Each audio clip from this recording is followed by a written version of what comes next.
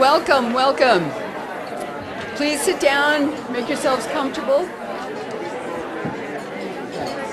Okay.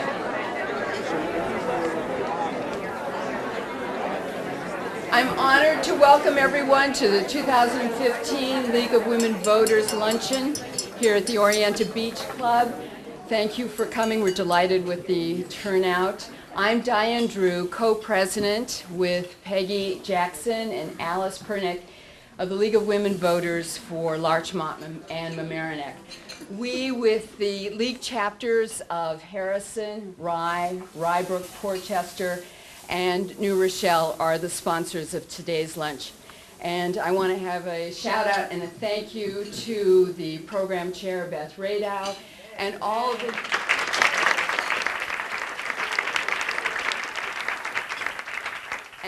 the league board members who have worked so hard to make this event successful. It's evident of their skill and organizational skills in this room. So thank you very much for your hard work. Before I turn the event proceedings over to Beth, I want to make sure that everyone is aware of all of our elected officials who are here today. Please join me in welcoming New York State Senator George Latimer,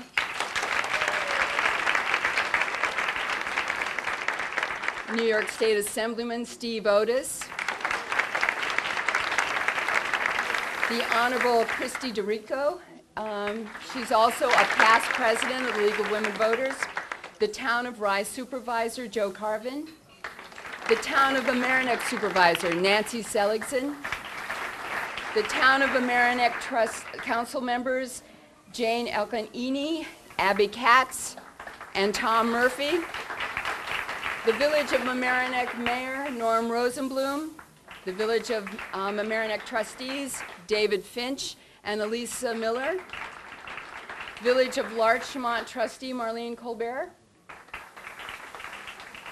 And also, all the way from Albany, I want to welcome our energetic and indefatigable New York State League of Women Voters lobbyist, Barbara Bartolotti. Thank you for coming.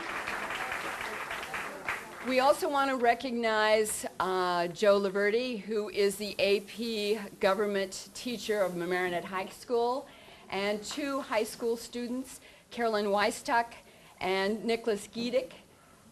These two high school students will be going to Albany in May. Larchmont Mamaroneck League is sponsoring them, and they will be attending the Inside Albany program. They'll be shadowing Barbara, and she will be introducing them to how Albany government works, and they will visit New York legislatures and be in the sessions. They will spend some time with George Latimer and Steve Otis, and I want to acknowledge the fact that they're here. So Carolyn and Nicholas and Joe, please rise so we can all say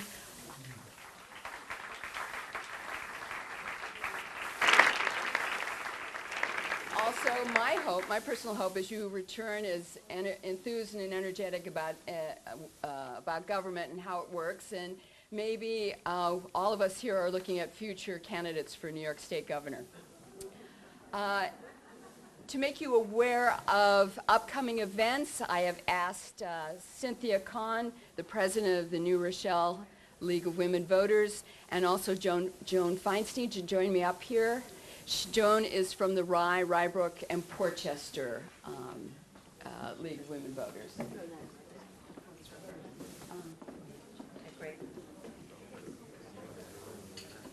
Thank you so much. I'm Joan Feinstein from Rye, Rybrook, Portchester League, and I just want to make some brief announcements about our league and some upcoming events. On Thursday, May 7th at 7:30 p.m. at the Rye High School, which is at 5 Parsons Street in Rye, we will be presenting a forum entitled The Common Core, From Inspiration to Implementation. The forum will deal with issues that have arisen following the adoption of the Common Core standard several years ago, which represents some of the most pressing public education issues today. To discuss these and other issues, the League chapter has assembled a distinguished panel, which includes Dr. Peter Salins, Senior Fellow of the Manhattan Institute for Policy Research, and formerly he served as Provost of the State University of New York.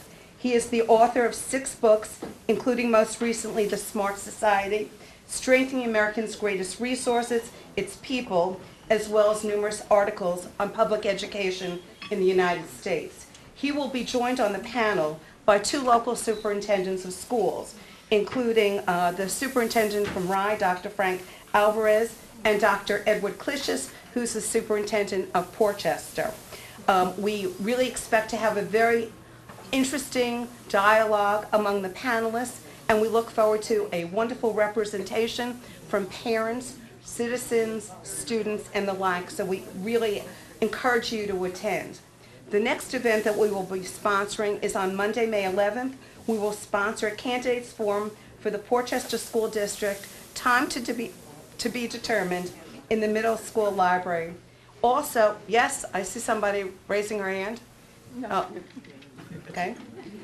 We have a team standing to see if there's a contested election in the city of Rye. We will know that next week, and if there's a contested school board election, we will sponsor a forum as well. And finally, our annual meeting will be taking place on Friday evening, June 19th, at the home of our league president, Debbie Reisner, who could not be here today, and we ask all of you to attend. At that meeting, we will hopefully have our students, inside Albany students, be in attendance with us, as well as the recipient of the Student Civic Achievement Award. That's a potluck dinner, no charge. All are welcome to attend. Thank you so much.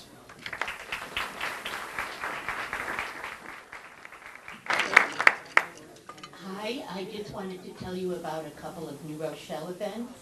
Our candidates forum is also on Monday, May 11th, for the school board and library candidates. It will be at the New Rochelle Public Library, and it will begin at 5:30. And I, too, wanted to invite you all to our annual meeting, Thursday evening, June 4th. Our speaker will be Jean Zaino, who is the political science professor at Iona College. She also lends herself to national TV and lends her expertise to national radio and TV. And her topic will center around the historical context of the Voting Rights Act and its future. And George, I know you'll have that on your calendar, and we appreciate it. You're all invited. Thank you.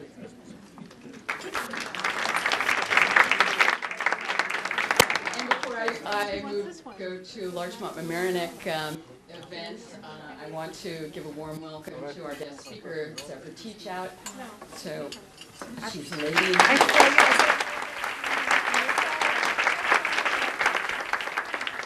In Larchmont Mamaroneck, we have 2 big events.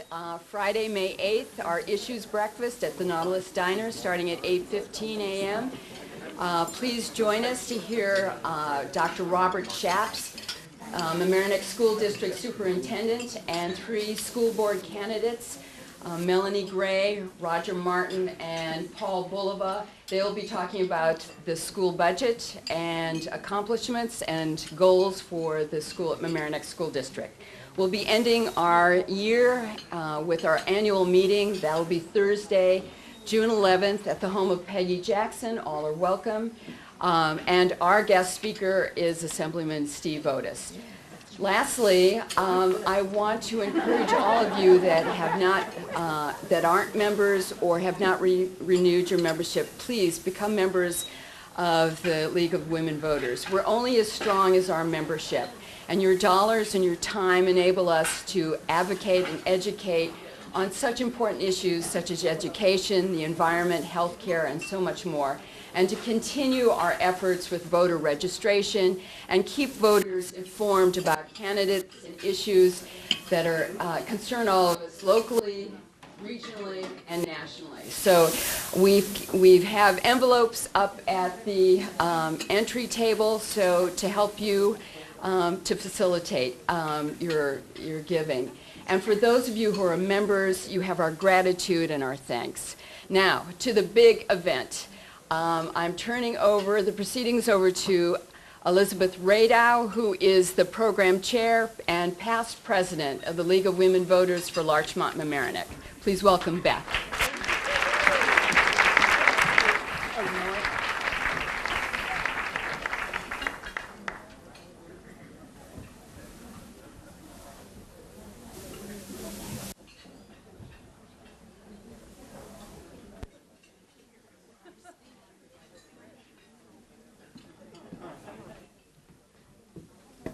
Welcome.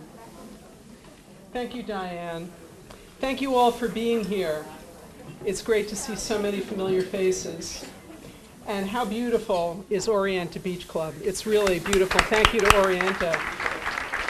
I want to give my special thanks to Margie Shapiro and Judy Silberstein, Diane Drew, Ann Dooley, and Cindy Kahn for helping us organize today. I would like to congratulate the former League of Women Voters president and current trustee of the Village of Larchmont, Marlene Colbert, on her daughter's Pulitzer Prize, the 6th instance.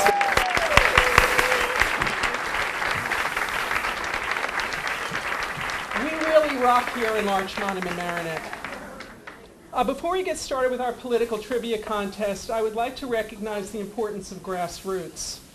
It's defined as the common or ordinary people, especially as contrasted with leadership or elite of a political party, social organization, etc., the rank and file.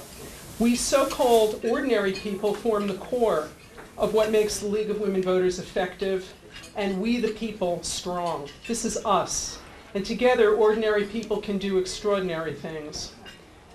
Today, we remember fondly Sue Hertz, who recently passed away. Sue was involved with voter services for the League of Women Voters and a board member for many years.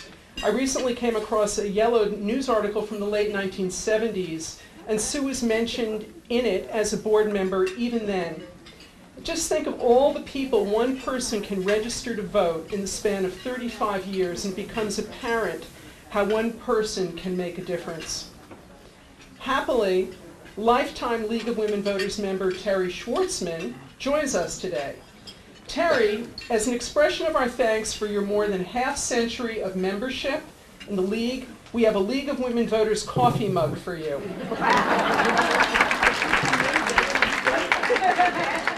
Now, I'm not sure, Joe Liberti, are you here? Have you made it here yet? Well, Joe Liberti is a government and politics teacher at Mamaroneck High School, and we want to honor him today as well for going the extra miles in class and also by traveling with his students to Albany and Washington, D.C. to literally show them how government works. And we would like to also give him a League of Women Voters mug so that he can appreciate every morning when he has his cup of joe how much we appreciate his exceptional contribution to our next generation. Almost 100 years ago, steely suffragettes brought about the 19th Amendment to the U.S. Constitution, granting women the right to vote, a goal which began more than 70 years earlier. And these same women went on to form the nonpartisan League of Women Voters, whose mission is to register voters, educate voters, and advocate on issues of importance to shape public policy. The League's mission continues to have vital relevance today. And as we experience the backlash from political influence which affects our well-being, even our very existence, we have a couple of options. One is to do nothing, and the other is to take action. Margaret Mead was correct when she said, "Never doubt that a small group of thoughtful, committed citizens can change the world. Indeed, it's the only thing that ever has." And I can prove it. In connection with my work locally and as chair of the State League's Committee on Energy, Agriculture, and the Environment, I know the following people well. Most are League members and all embody our mission spirit. And will the following people please stand? Sarah Evans, Susanna Glidden, Catherine Hiller, Michelle Lewis, Marge Schaub, Susan Schwarz, Harriet Sugarman, Marianne Sullivan, Susan Van Dulsen, Catherine Wachs, Ellen Weininger, and Jill Weiner. We work individually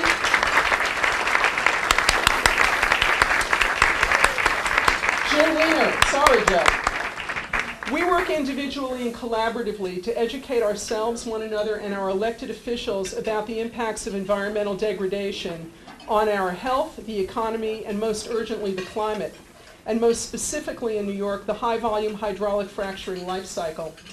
This past December, our persistent efforts, along with others, bore fruit when Governor Cuomo announced the historic ban on high-volume hydraulic fracturing in New York State. We still have work to do on pipelines and LNG and all the rest of it, but we really do need to take this moment to see how grassroots work. So if you ever wonder what the faces of grassroots positive change look like, here they are. Thank you, ladies. The faces of change are us, every one of us. The League of Women Voters gives us strength with a secure platform to combine our intelligence and numbers. We sometimes move more slowly than the rest of the world wants us to. Not always, but the flip side is that our deliberative approach has earned us credibility and respect. I have learned from my role models in their 80s and 90s that pushing 100 does not require a rush to be the next best thing, particularly if you already have the elements of success. No special interests fund the League of Women Voters. We run on grit, focus, passion, patience, perseverance, and friendship. And on a human note, when we become frustrated over a glaring injustice, it's a relief to speak to people with a similar fire in the belly to do something about it. And just so you know, we run on renewable energy. In the interest of expanding the circle, my personal gift to everyone here is a League of Women Voters button. And for the record, we're not just for women, we welcome men. Please become a member, and please consider this a gift as a symbol to inspire you to take action to preserve and protect our democratic form of government so that we can preserve and protect our loved ones and our quality of life. Now, we're going to get to the political trivia contest. And if you've been brushing up, our questions, we've got 25 today. They involve facts about founding fathers, some on corruption in politics, presidents and vice presidents. So here are the rules. I will mention the question. Please raise your hand and wait for me to call on you before shouting out the answer.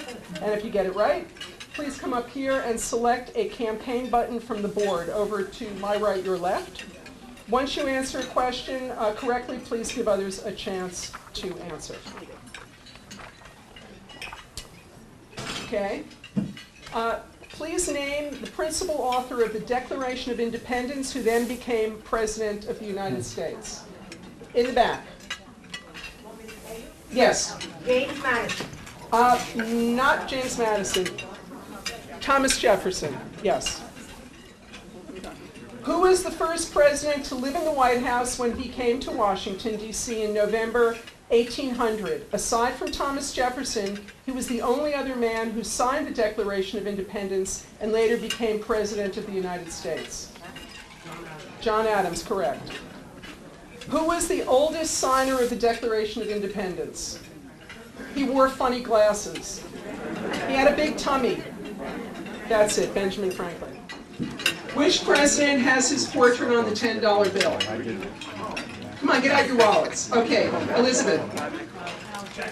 You got it, Alexander Hamilton. Which two presidents who authored the Declaration of Independence died on July 4th, 1826, the 50th anniversary of the adoption of the Declaration of Independence? That's correct. That's correct, Diane. Which founding father became president, who became president, did not attend college? He was also the only president to be unanimously elected. Gentlemen, George Washington, correct. Okay.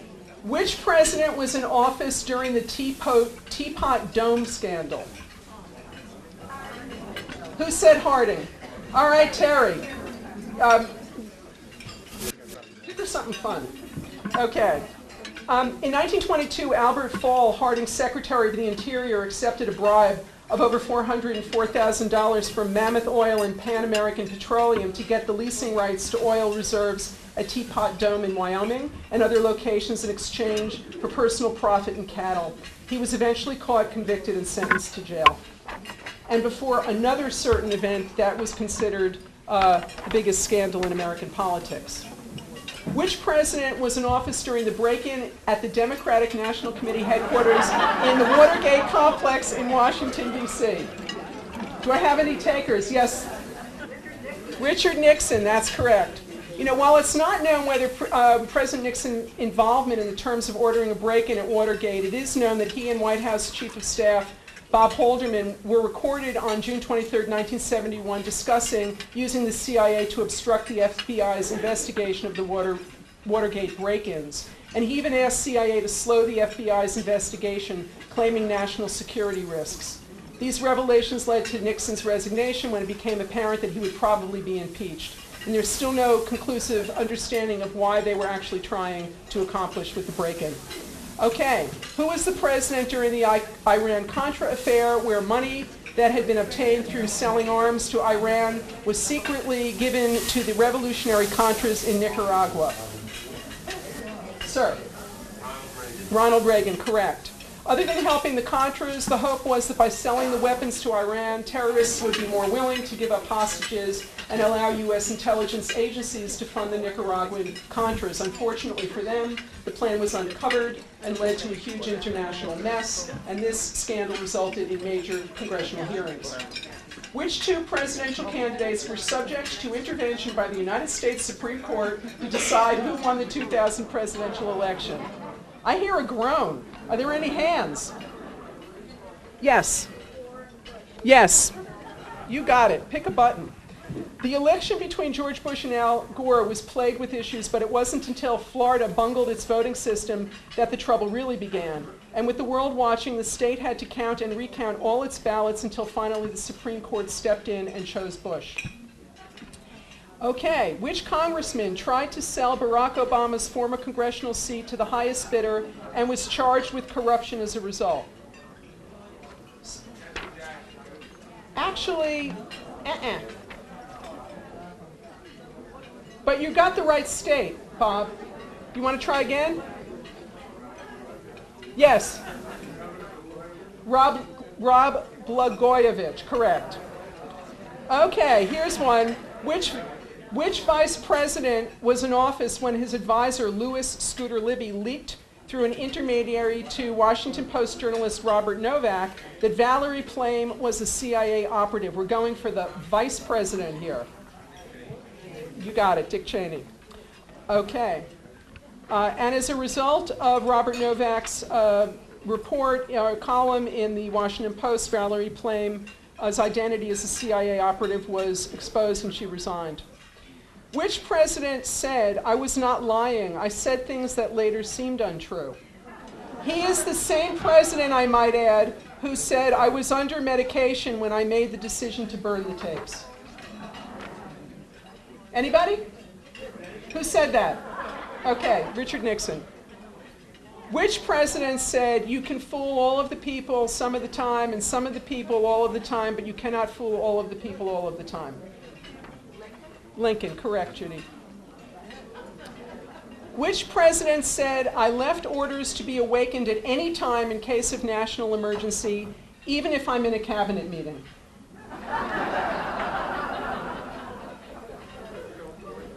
Okay, this is the same president who said, "Mr. Gorbachev, tear down that wall."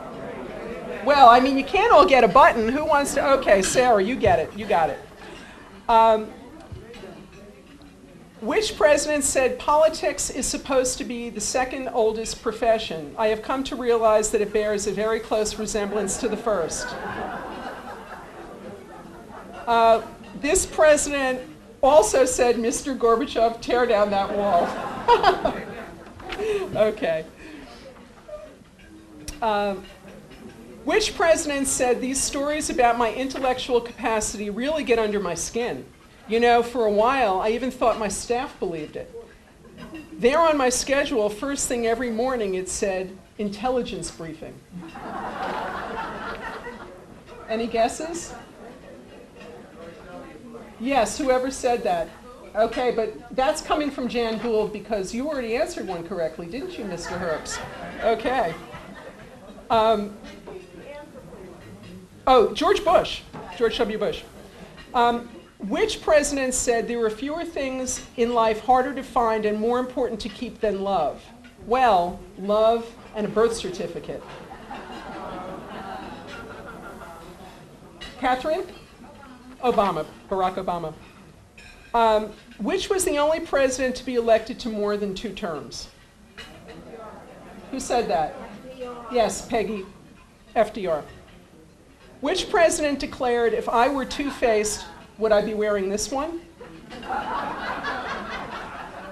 This is the same president who gave a historic speech at a national cemetery that lasted only 2 minutes. In the back, Alice.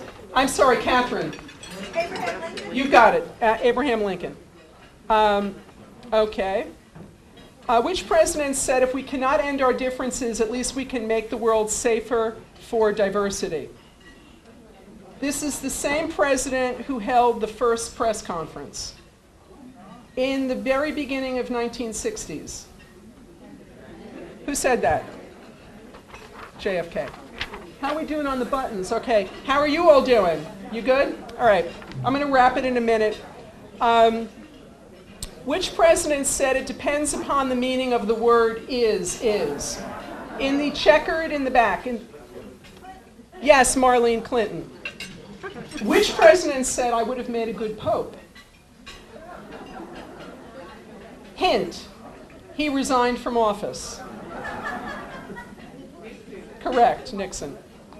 Let me see here. Which president said, my fellow Americans, ask not what your country can do for you, ask what you can do for your country? The woman next to Judy Silberstein. Okay. Let's see. Well, I think we can wrap it there. We can talk for a few minutes, and then I'm going to come back and introduce a Zephyr Teachout. Enjoy your lunch.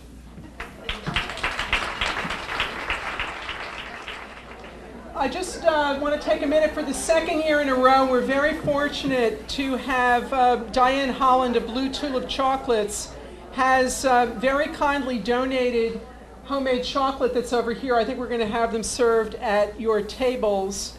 And she's got the finest ingredients from Belgium and elsewhere, and they're delicious. And her store is on Purchase Street in Rye. Thank you to Ann Dooley for arranging this. So I've got a question for the gentlemen and ladies who are baseball fans. What is the difference between baseball and politics?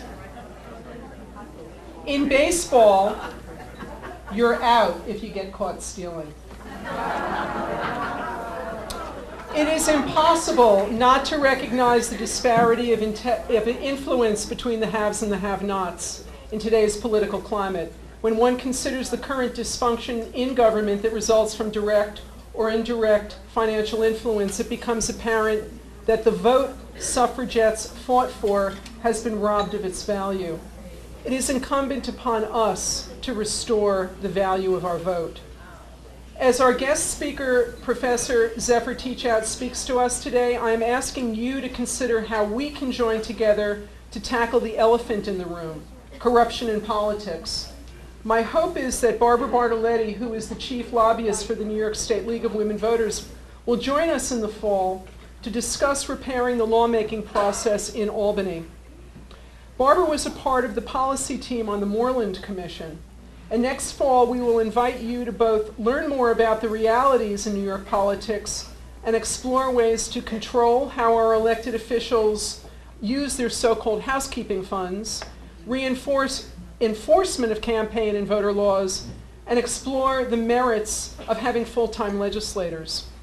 We know what we'll be learning from Professor Teachout today and look forward, with your help, to transform what we learn into action. So stay tuned on that. Now it is my honor and pleasure to introduce Zephyr Rain Teachout. Professor Teachout joins us today to address corruption in politics, and I know there'll be some other things that we're going to want to ask her about during the Q&A. I met Professor Teachout at an anti-fracking rally last fall where she was the speaker.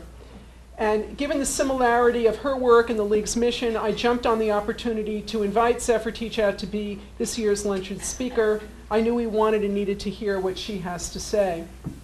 Zephyr Teachout is an author, organizer, educator, and scholar. She is a constitutional and property law professor at Fordham Law School.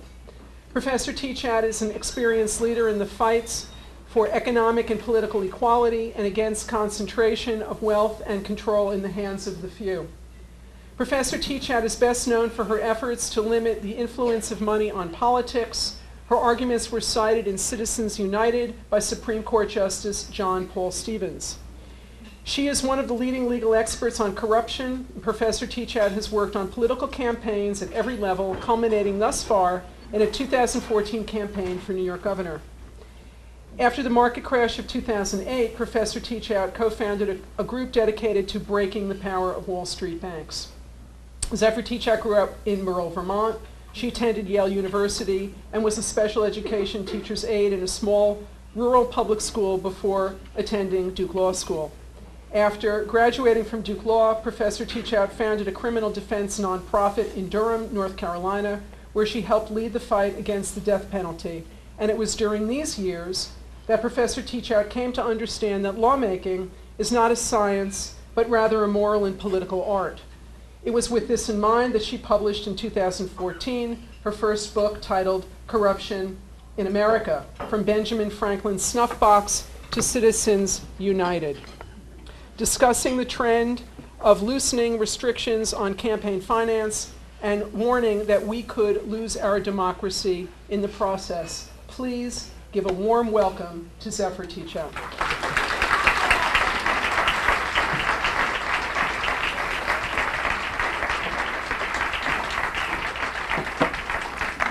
Thank you for that incredibly generous introduction. I just can't believe that you outed my middle name. For those of you who didn't hear it, you can forget it. It was a great shame in third grade when it came out. So I'm really delighted to be here. In my non-political life, I do a lot of painting. And I will say that when I just drove up here, I thought I have to go spend a few years here because it is so unbelievably beautiful. And this luncheon room is so unbelievably beautiful, and made more beautiful by the fact that there are so many heroes and leaders in many, many different fights in the room, and I'm really, really honored to be here. I was glad that you honored those, the incredible leaders in the fracking fight, because I think it may be easy to forget years from now when we continue to not have fracking in New York, how close we came and how powerful and strong those spaces were in really changing the shape of New York history.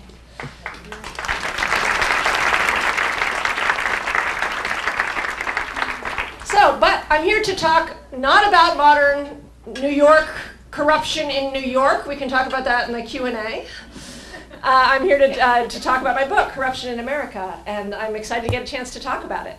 We're going to really focus on the history. I think the house is on fire in terms of corruption right now in contemporary America. And so with facing this crisis, there's different ways to bring the fight. And one place in which this crisis flows from is the Supreme Court.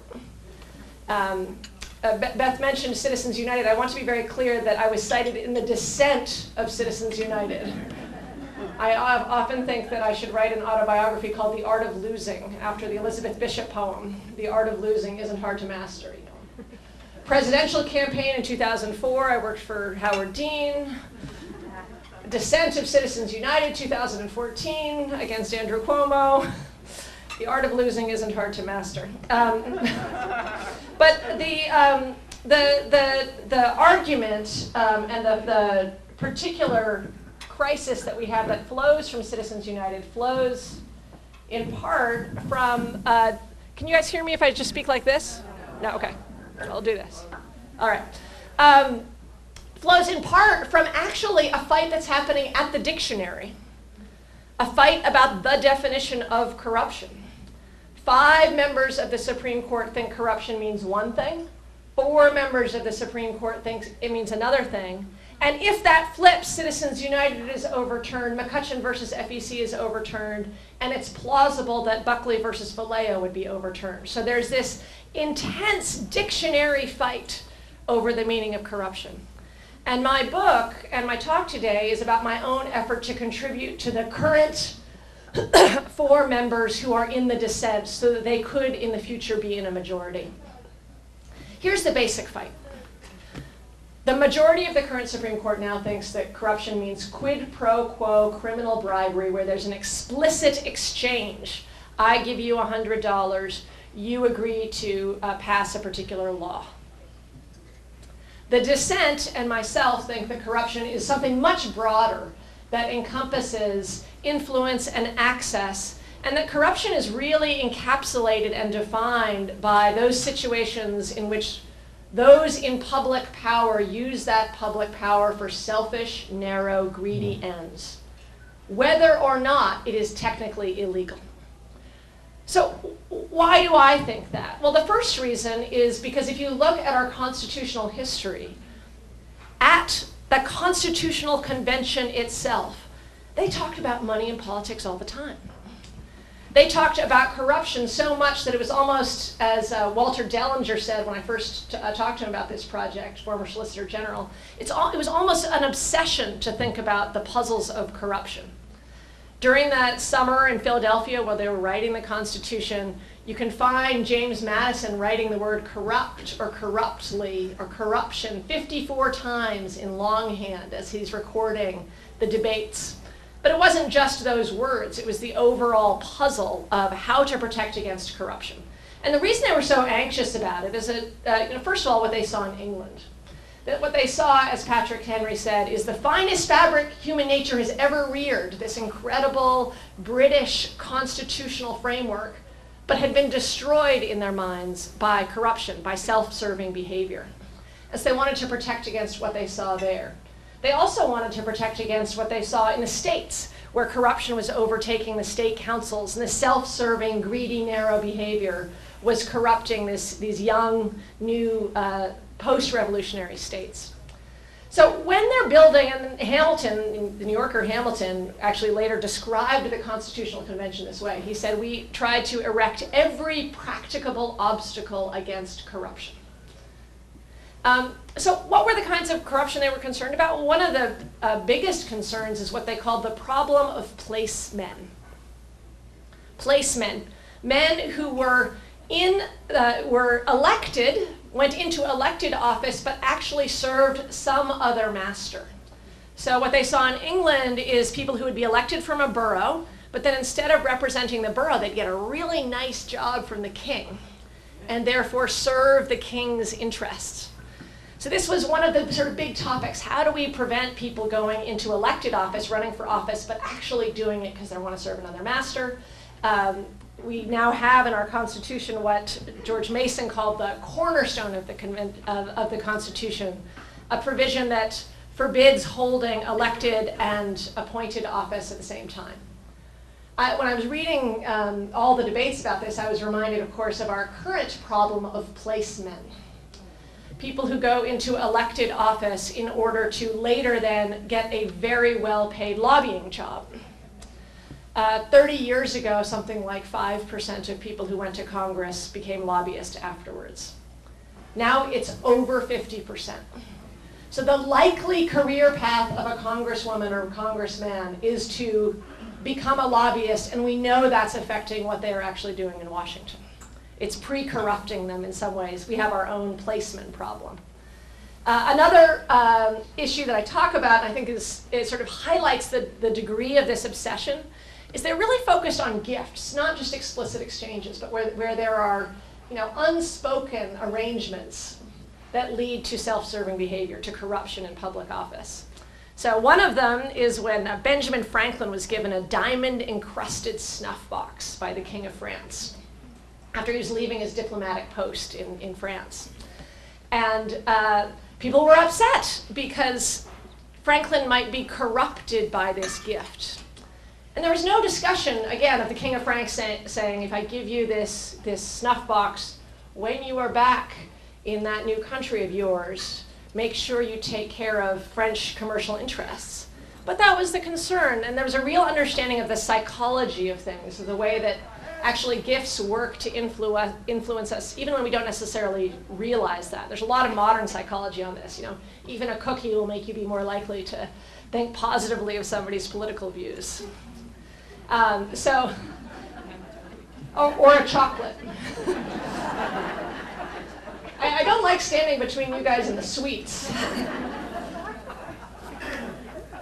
So the corruption was talked about in areas that you might not expect, like the size of the veto. How large should the veto be? What size would make it more or less likely to lead to corruption? How big should the House of Representatives be? What day should we hold an election? Actually, the fact that we all vote on the same day for president was seen as an anti-corruption provision, because it would be too difficult to coordinate between given the distances between towns, for a corrupting influence to coordinate between all the different states and towns in the country if you had a single day election. Of course, that no longer is an active prohibition, but just to get a sense of the degree to which this anti-corruption impulse is really embedded in our Constitution. So that's the sort of key letter to Kennedy and Scalia and Roberts that I bring in this book, is a plea to say, if you are going to be originalists, you have to understand the degree to which our original Constitution and the heart of our original Constitution is a fight against corruption and a need to have vigilance against this, against all the different threats and all the ways in which the threats might arise. But of course, then I also, as a lawyer and a scholar, get really interested in the next couple hundred years. What happens with corruption in law? And corruption in law turned out to be actually kind of a tricky fit. So just to be clear, by the way, that at the founding era, when they talked about corruption, they weren't talking about bribery. My friend and colleague Larry Lessig did a study of how frequently they were talking about bribery when they talked about corruption. It was less than 1% of the time in which they're referring to corruption. But the other reason we know they weren't is because there weren't any bribery laws that applied to lawmakers. Bribery laws come from laws against judges taking any meat or drink, right? Judges cannot take any sweets, gifts, meat, drink, old English tradition, and then move into the executive branch. Executive officials cannot take any gifts because of a concern of the exchange of gifts in the executive branch. But in the early years of the Republic, we didn't have laws, anti-bribery laws against taking meat or drink or anything if you're an elected official, because it's kind of an awkward fit. As an elected official, you're constantly asking for things, whether it be organizing or fundraising or something else. There's always an interchange with the public, unlike in the other areas. So we know they weren't talking about criminal bribery applied to lawmaking because it didn't exist. So now we have this new country. How do we deal with corruption in practice? Now we've tried to build a constitution to protect against it. I'm just going to talk about two interesting legal issues that came up over the years. One is, do you ever have a law that was passed so much through means of corruption that it is not a law?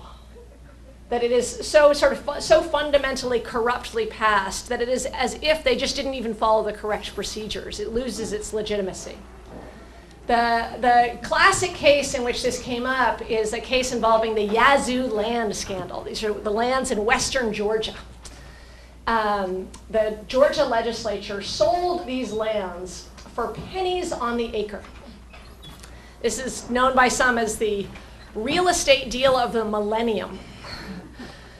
You might think we have some of those in Manhattan, but no, it's the western Georgia land. And it turns out that all but one of the lawmakers who voted for this land sale had a direct stock interest in the companies that bought the land. Make sense? Because the companies that were buying the land went through and talked to every single lawmaker and said, here, have some stock. Now we want to pass this law, right? So the people of Georgia are furious when this happens. It's a huge giveaway. It's their core resource. It is the land of Georgia basically being given away. And Beth, was the example of, how do you get, you had something sort of, the difference between your baseball joke? Right, well, if you get caught stealing. If you get caught stealing in baseball, you get out. Well, in Georgia in 1810, if you got caught stealing, you got kicked out. They actually kicked out of office every single lawmaker in Georgia. Okay, something to keep in mind, the senator says. But that wasn't enough. They wanted to be very clear that this law giving away the land was so corrupt that they held a bonfire and they burned the law giving away these Western lands. And then they passed a new law, just to be clear, to say, we never gave those lands away. Those are our lands. We still own them. But there was this legal question about whether it had been so corruptly passed that the land sale hadn't happened. It goes all the way up to the Supreme Court. Justice Marshall himself, Jefferson was not a big fan, nor am I. Jefferson talked about Marshall's twistifications. So if you think about Scalia, I often think about his twistifications. So Justice Marshall himself had been a land speculator. He hears the case. Was this so corruptly passed that it's not a sale? And it's a case you should know about because it's the only Supreme Court case that I know about in which they actually had to pause oral argument so the lawyer for Georgia could sober up. He was supposed to be a good lawyer, but Georgia did not win this case. The precedent that was set was Justice Marshall says, I can't tell the difference between this law and another law in which 2 of the lawmakers might have been bribed. Was that passed through corruption, or another law in which 15 were bribed? What percentage would I need? How much corruption? And anyway, that was sort of a precedent that lasted for many years and is still largely the precedent, although there's been a little bit of erosion into that. Another really interesting sort of legal question with corruption has to do with lobbying. When is lobbying corrupt? So here's one case, and this case is pretty typical for the hundreds and hundreds and hundreds of state court cases, but this goes all the way to the Supreme Court in the early 1880s. And this case involves an old man from Virginia who is owed tens of thousands of dollars by the federal government from the Battle of Guadalupe. So he hires a Boston lawyer because he himself is too weak to go to Washington. Hires a lawyer. Lawyer goes to Washington, has private meetings, gets the tens of thousands of dollars back, brings it to the old man. The old man says, "Thank you very much." The lawyer says, "Now pay me." And he says, "I'm not going to pay you. That was a corrupt contract to lobby." So you have to understand there's kinds of contracts we just don't enforce, even now. Like we don't enforce contracts for sex, contracts to sell organs. There's certain things which are not sellable. Your Metro card is not sellable. If you have a contract to sell your Metro card, no court will enforce that. And the question at the time was, is personal influence something you are allowed to sell, right? The Supreme Court, right in line with every state court and really 100 years of precedent, said, no, lobbying is corrupt. You cannot sell personal influence. In fact, what the court said in that case, Trist versus Child, is, there's no evidence of bribery in this case, because there was some concern that lobbyists would be sort of the most involved in bribery. There's no evidence of bribery in this case, but if we're to allow lobbying in this case, well, the great corporations of our day will hire adventurers to make their case in the state houses and in the federal government, and every right-thinking man would denounce that as corrupt. That's not where we are now. This is sort of prior to the rise of the First Amendment as a central part of our constitutional tradition. It's obviously been part of our Constitution for a long time, but was not part of reasoning and an active part of thinking about these issues until the 1920s. There's other real interesting puzzles with corruption law, but there's something really consistent that you see for the first 200 years, which is this deep sense that corruption has to do with motivation.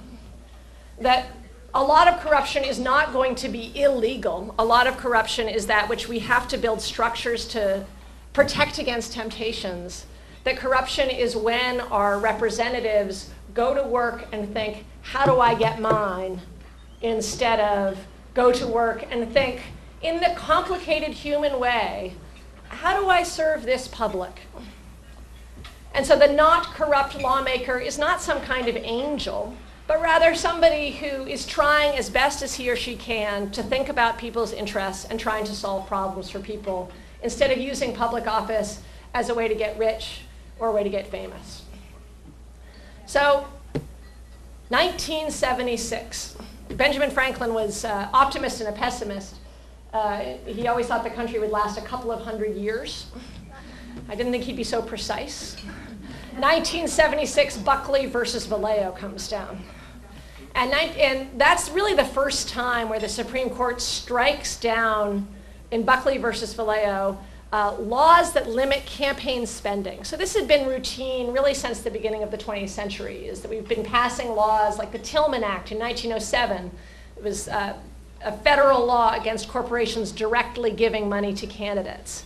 States had been experimenting with this, the federal government had been experimenting with this, and in 1976, for the first time, the Supreme Court says there's a limit to the kinds of limitations you can have, and you can't pass laws. There had been a law passed to limit campaign spending, and the Supreme Court struck that law down.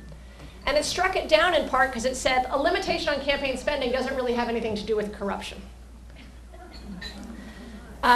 It's not a very well thought out opinion. We can get into the weeds of Buckley versus Vallejo, but for the next 20 years or so, really 30 years, Buckley versus Vallejo lives as this confusing precedent, and this debate starts, the debate I started the discussion with, between those who have one view of corruption and those who have another view of corruption. Because Buckley versus Vallejo said, you can't pass this law because it implicates the First Amendment and it's not about corruption. Like, suddenly, whether or not something is about corruption becomes the fundamental question. If a reform law isn't addressing itself to corruption, it's going to fall. If a reform law is addressing itself to corruption, it's going to be upheld. And in 2007 and then 2010 in Citizens United is when the majority of the Supreme Court makes really clear that it thinks there's only one kind of corruption. It's quid pro quo, explicit exchange, criminal law corruption. And anything else, any other kind of reform you try to pass, like limits on corporate spending in campaigns, that may be all well and good, but that has nothing to do with corruption. And therefore, we're not going to let it stand.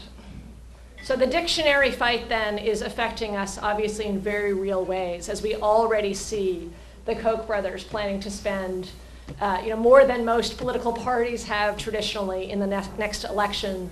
And we see this new tradition, especially in the Republican Party, although big money has a huge influence in the Democratic Party as well, but a new tradition of almost needing a sponsor if you're a candidate for president in the contemporary era, a big money sponsor who will be your super PAC sponsor outside of the fundraising you're doing. Well, I was unsuccessful in convincing the court, although someday perhaps. Larry Lessig did give a copy of this book to Justice Scalia, and I inscribed it to our shared love of the wisdom of the founding era. So you never know, but obviously I don't think that's the only fight to have is with the court. In fact, I think we can get lost if we imagine that if the court doesn't overturn itself, that's it, we're done. And I should be very clear that although I use history, and I think history is essential, I don't have any special belief that the founding era was the wisest era that has ever been. They got so much so wrong. They got gender wrong, for instance. And they got race wrong in terrible and cruel ways. So I often think of myself as a Langston Hughes patriot. I don't know if you know Langston Hughes' great poem, Let America Be America Again. Let it be the land the dreamers dreamed. America was never America to me. It's a longer poem that talks about it, and it expresses a philosophy which I share, which is we must call on the best parts of our history to build the best parts of our future. But don't be sentimental about it. and don't pretend that just because they were smart about corruption, they were brilliant about everything. There is no golden age except the golden age of the future that we can possibly create. And so I believe in using history to pull out the wisdom of our history, but without sort of pretending that it's perfect. So besides speaking to the court then, I'm also speaking, I think, to us, to us as citizens. Because what I take from this, this history of our struggle with corruption is that as delightful as it is to make fun of Richard Nixon, we have to remember that the fight against corruption is not a post-Watergate fight.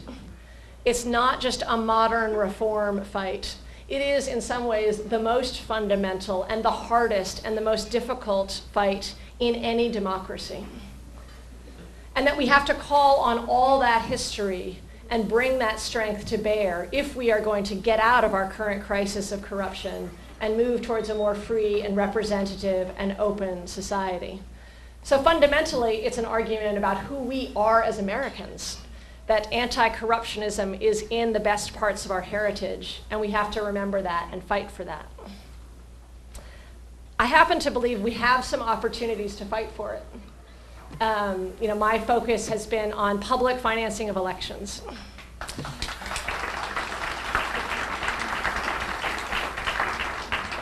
Even in my brief run, and there are others here who could speak much more to this, I can tell you that the private financing system puts our politicians in cages.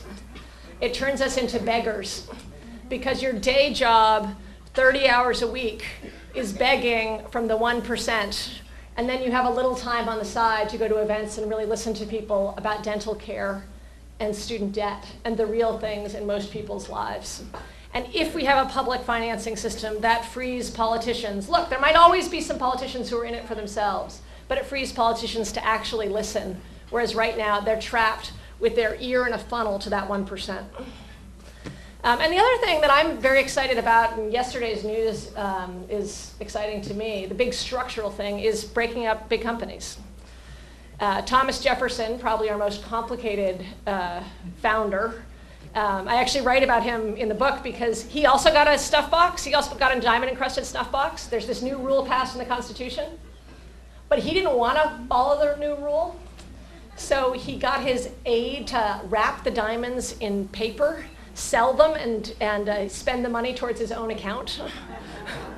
So, Jefferson is always our favorite hypocrite. He's got a lot of good and he's got a lot of really bad stuff. But Jefferson wanted an anti-monopoly clause in the Constitution. And we have this history of breaking up big companies when they really threaten to overtake our entire political system. And unfortunately, that's happening in a whole series of areas. That's happening in energy, it's happening in education, it's happening in banking. The good news is that Comcast-Time Warner merger is not going to happen as of yesterday. So that should remind us that we have real power in the antitrust arena, and I think of antitrust as a campaign finance tool. So thank you again for being generous enough to invite me and to listen to these ideas, and I look forward to questions or comments, and thank you, Beth.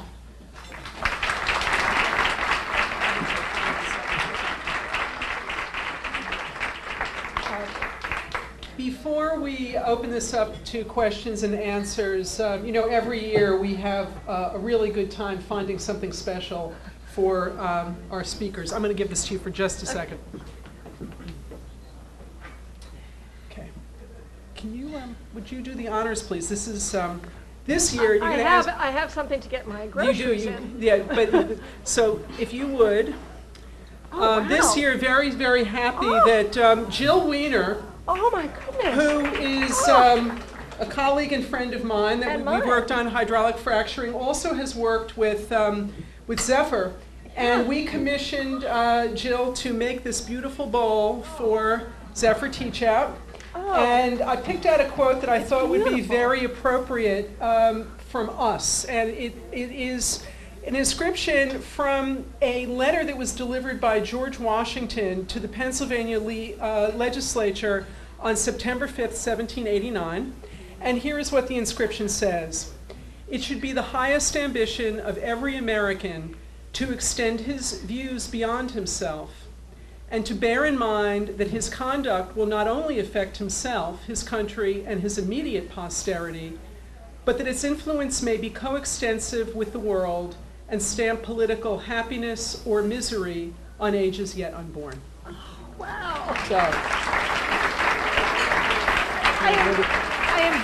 I am genuinely blown away. Jill, this is beautiful. isn't that great? Well, This is thank you just- so much. Thank you. So now we're going to open this up to question and answer. I think that, I'm not exactly sure how we do this. I think what we may do is if you ask the question, I will repeat it up here, or you can repeat it up here, and then you'll answer. Okay, why don't we do it Okay, that way? great. Okay, great, thank you.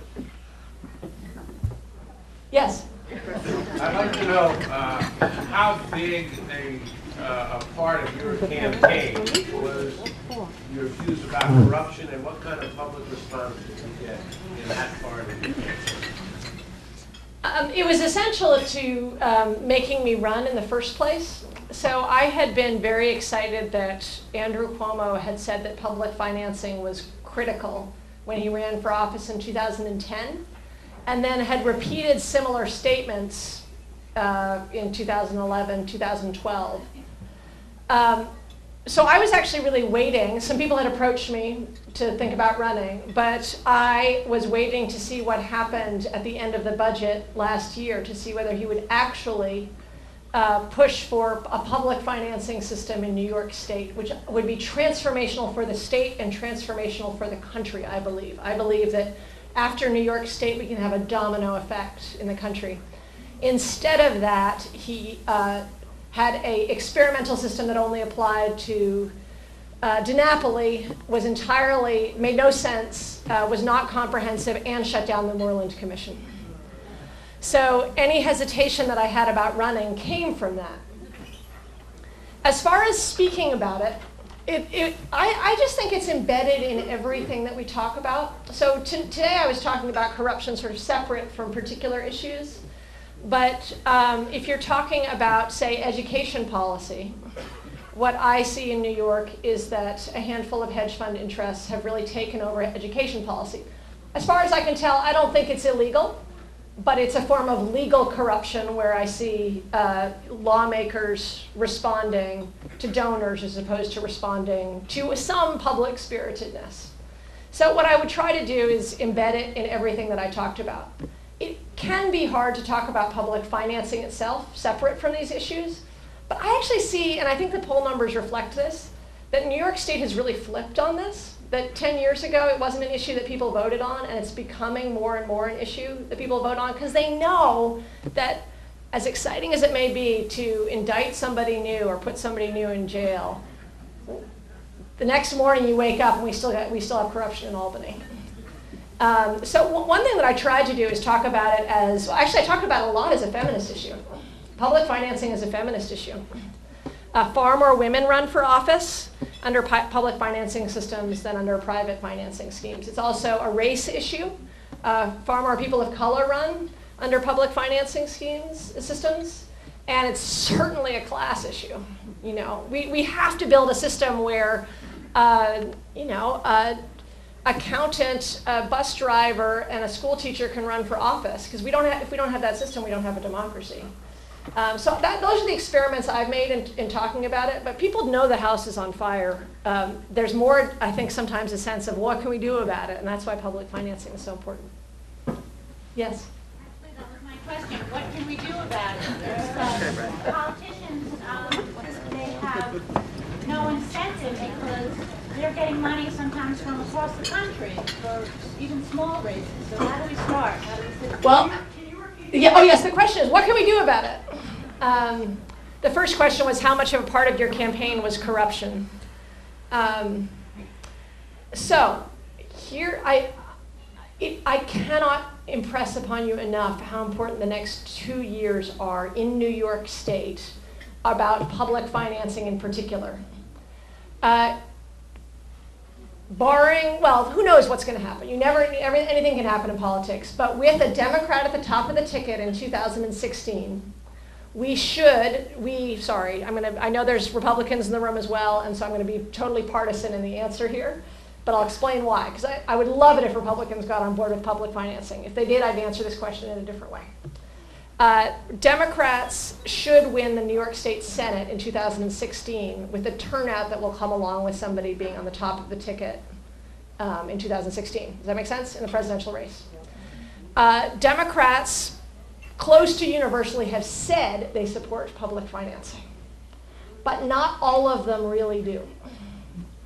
And I'd love to get more Republicans on board. So the next 2 years showing that this is a voting issue, that this will affect who you work for, who you organize for, and who you vote for, and preparing Democrats to actually have all three, Senate, Assembly, and governorship in New York State is absolutely essential. Because if we get to 2016 and we don't do it, that's on us. Does that make sense? So it's a tough 2 years, but it's a really critical 2 years of meeting with lawmakers saying, I don't want you to just say you support it, because it's easy to just say you support it, but it never gets through. We need it in the budget. So there's more you can do in New York State than anywhere else. You have this, the heart of power is right here. I would answer your question, but you're the only table that's raising its hand, so I'm going to go to another table. Just table parity, yes. How does antitrust bear on public financing? Yeah. Why are these two connected? The question is, what on earth? No, I'll say it the way she does. How does antitrust bear on public financing? And what I hear her saying is, what on earth are you talking about that antitrust is a campaign finance issue? Is that fair? Okay. So here's what I'm talking about. Teddy Roosevelt saw this too, is the deep connection between concentrated power and takeover of our political system. Most companies don't lobby. Most extremely wealthy individuals don't spend money in elections. It's a very tiny, tiny, tiny fraction. And they tend to come from the most concentrated industries. Industries that in some way have become too big to fail, as the banks have, so that we support them, and they're not actually competing in an open and true marketplace. They're setting the price themselves. That gives them outsized financial power, because you make more profits, but also outsized political power, because you have a threat, which you can go to a politician and say, you got to support my industry in X or Y ways, usually through tax law. Otherwise, we're going to collapse. So decentralized economic power, I believe, is essential to a thriving democracy, because when you have concentrated economic power, it tends to take over our political system. So Brandeis, who's probably one of my biggest heroes, said that you can have this kind of concentrated economic wealth, or you can have democracy, but you can't have both. So it's a longer conversation, but that's the sort of the heart of it, is that deep down, what I care about is politicians waking up in the morning and thinking about the public and not being servants of one or two big companies. And increasingly, there's a few companies that have an absolute veto because of their market power. Yes? Going back to the person's question about you answered in 2 years, without Yes. hearing, do you rule out any hope of Cuomo or, the current administration having any chance of having any temporary?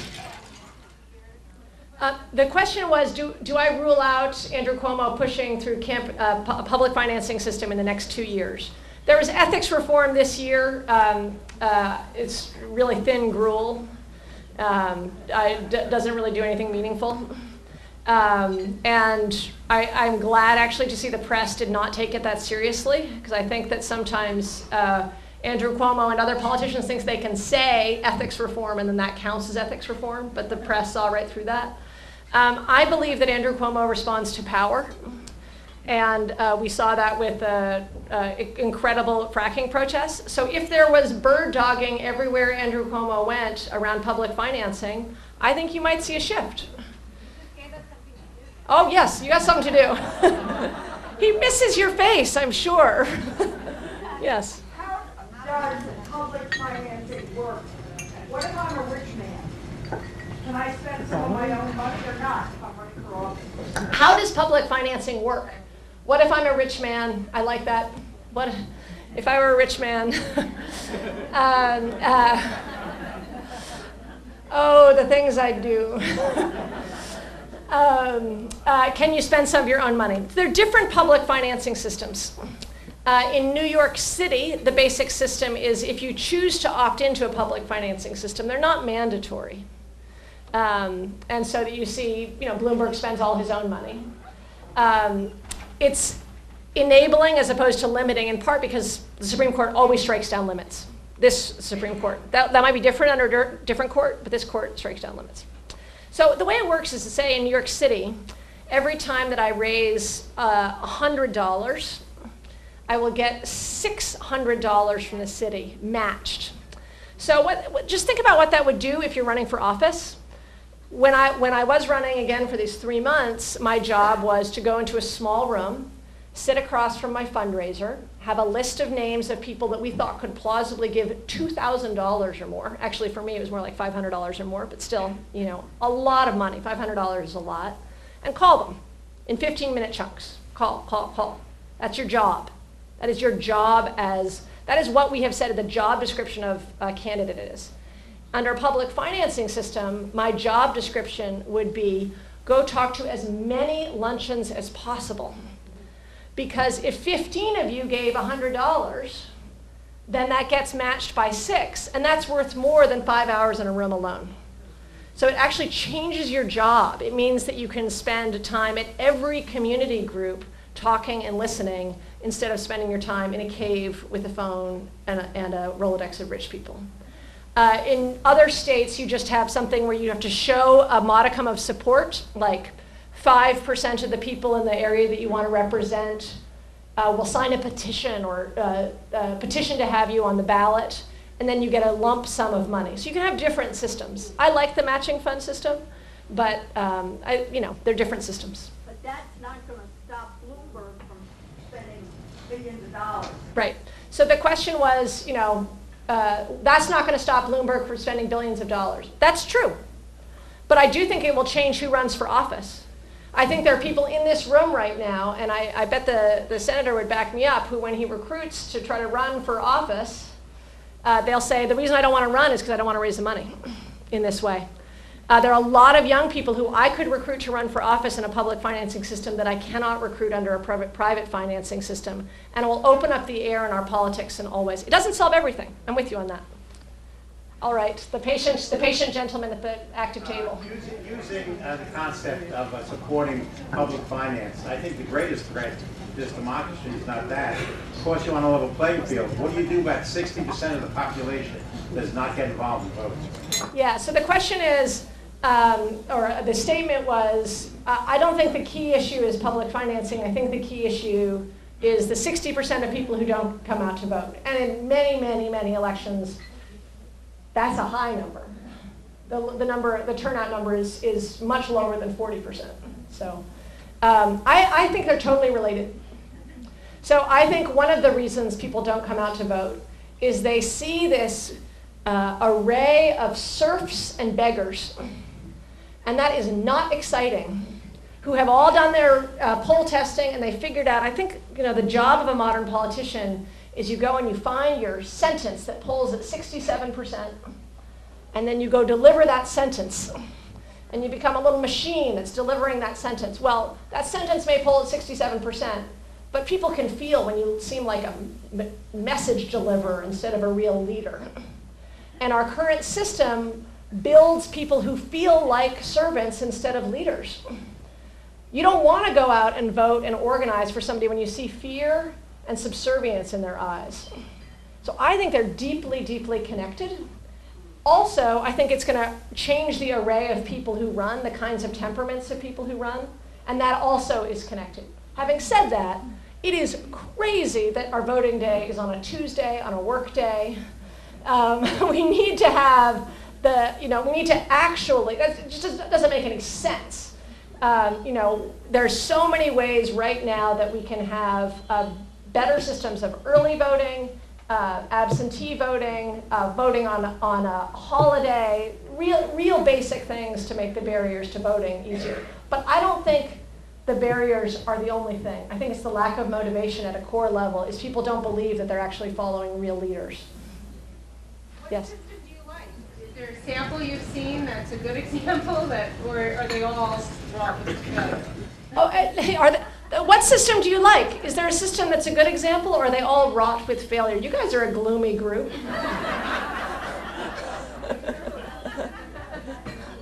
Can I just say something broad before I answer the are they all wrought with failure, which is this subset of every single one of your questions so far? Let's imagine, okay, you're in 1900, okay? Think about how you would feel in 1900. You fought a civil war, and guess what political and economic rights African Americans have? Right, none. The suffragists have been active for how many years now? This is a quiz, political quiz. At least 3 decades, right? Right. So over 30 decades of active protesting and organizing, and women have no right to vote. And the anti-monopolists have been raging against the monopolies in railroads and banks since the 1860s, 35 years. You know what? We should have just given up in 1900. Wrought with failure. Nothing works. Well, I am glad that people did not give up in 1900. And just because we don't see the particular path through to the particular changes we want, doesn't mean we should stop organizing. In fact, it means we should organize more. William Jennings Bryan did not succeed as a presidential candidate, but he transformed Teddy Roosevelt, who in turn led to FDR. So anyway, that's my broad answer. The particular answer is I think the New York City system is the best system, the matching fund system. It works. We know it works. It's changed politics in New York City. You have, again, a far more diverse set of candidates and also extraordinary, much more diverse set of donors. Who is donating to campaigns change, and then that changes who volunteers for campaigns. So it has this global effect, which I think is really important. A very eager orange shirt. Hedge funds, I assume, with Common Core. Yes. So I heard the buzzwords, but I missed the verb. I heard hedge funds and Common Core. Oh, explain what I meant about the connection. Yeah, I don't think I mentioned Common Core, but I'm happy to talk about it. I did talk about hedge funds, yeah. Education policy. So there are a handful of extremely wealthy men. Dan Loeb is one, who are hedge fund managers, although they aren't all hedge fund managers, who have spent an enormous amount of money in New York politics. So for instance, and by the way, I've had conversations with Dan Loeb. They're quite cordial. Although he donated to Andrew Cuomo right at the critical moments in the race. But he spent $1 million, just for instance, last October to ensure a Republican Senate in New York State for one reason, because he was interested in controlling education policy in New York State. And I'm pretty sure this is true because I don't think he knows anything about or is interested in any other part of New York policy. It's just education policy. So Dan Loeb is part of a collection of people who believe that we should move towards more privatization in public education. And the collective amount of money has been millions and millions of dollars, not just that 1 million in October. But I just want you to think of how extraordinary that is. An individual, a New York City individual, spending $1 million, and it was mostly directed at voters in Peekskill.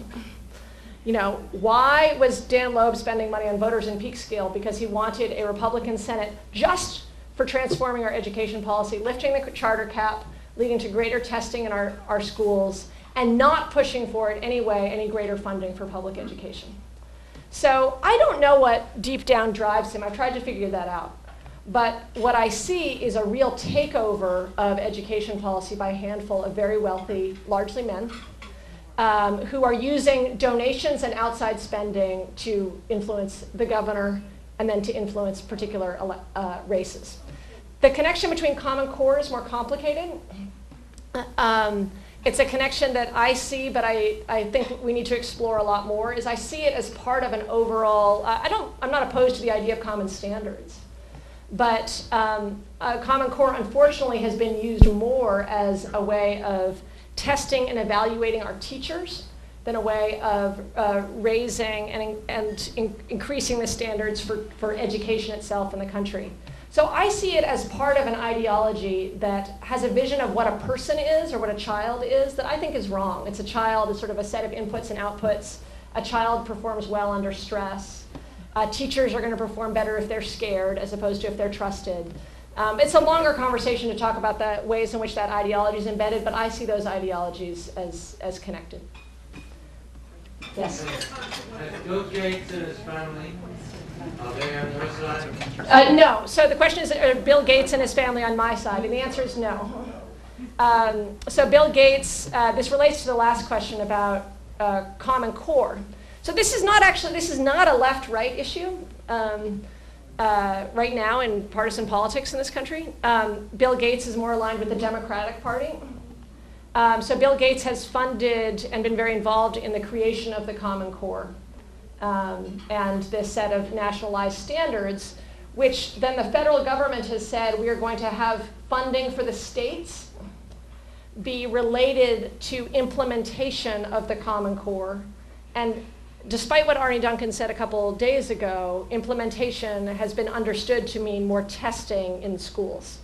So again, very complicated area because you could have the idea of standards without testing, but in practice it's turned out to be increased testing. And this area has really been, I think, leading an important, and I see it as a kind of civil rights movement, resisting the testing in our schools. And that's been Republicans and Democrats. As I said before, I think this is, I believe public education is the infrastructure of democracy. It's really, really fundamental. And my vision of public education involves, as I was just talking to somebody else, involves learning history, involves treating children as creative, artistic, involves time for art and time for sports, and most importantly involves teachers who are fundamentally respected and trusted as professionals who bring their passion and curiosity to schools. And I think we're having this battle royale about it, and this is one of the centers of that battle. And having parents involved, I actually think, has been really important in opening people's eyes to this not just being about teachers, as much as I care about teachers, but really about democracy and education itself. I knew you guys would get me into some controversial topics if you tried. I'm sure I could stay and you'd have 100 more really hard, interesting questions. But thank you for having me. Thank you for all the organizing you do. And thank you, Beth, for organizing the great event.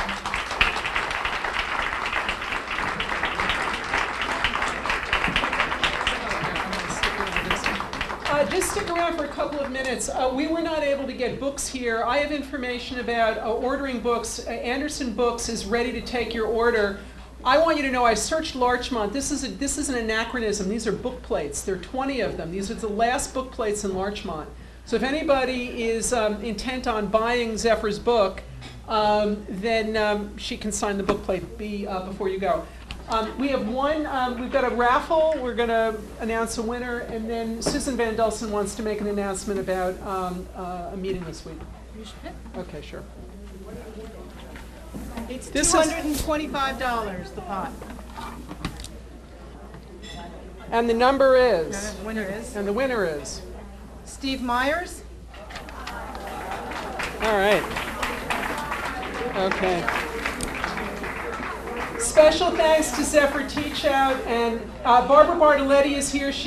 We are looking forward to inviting Barbara to come down in the fall where we can have more conversation about reform in government. I want Susan Van Dulsen to make an announcement about a related event that's coming up. Thank you. Zephyr Teachout was the most inspirational speaker I've seen, and I wanted to just announce that I'm part of a group called Westchester for Change with Elizabeth Sanger and many other people here. We happen to be having an event on Thursday the 30th, next Thursday, in Greenberg Town Hall at 7 o'clock, and I believe some of our elected officials will be there as well, with, it's called Voting Rights and Income Inequality, Seeing the Connections, and it's going to be a discussion about empowering more voting ability and, you know, getting out the vote, more people to vote. So I would hope that you will come because that's so essential to what Dr. Teachout was telling us today. Greenberg Town Hall at 7 on the 30th. Thank you so much, Beth, for letting me announce it. Thank you all for coming. Be safe. Have a wonderful summer. Come to our annual meeting on, I think, when is it? When is our annual meeting? Peggy, when's our annual meeting? The 8th or the 11th? It's with Steve Otis. Please join us. We'll send out a message and be safe. Have a good summer. We'll see you next year.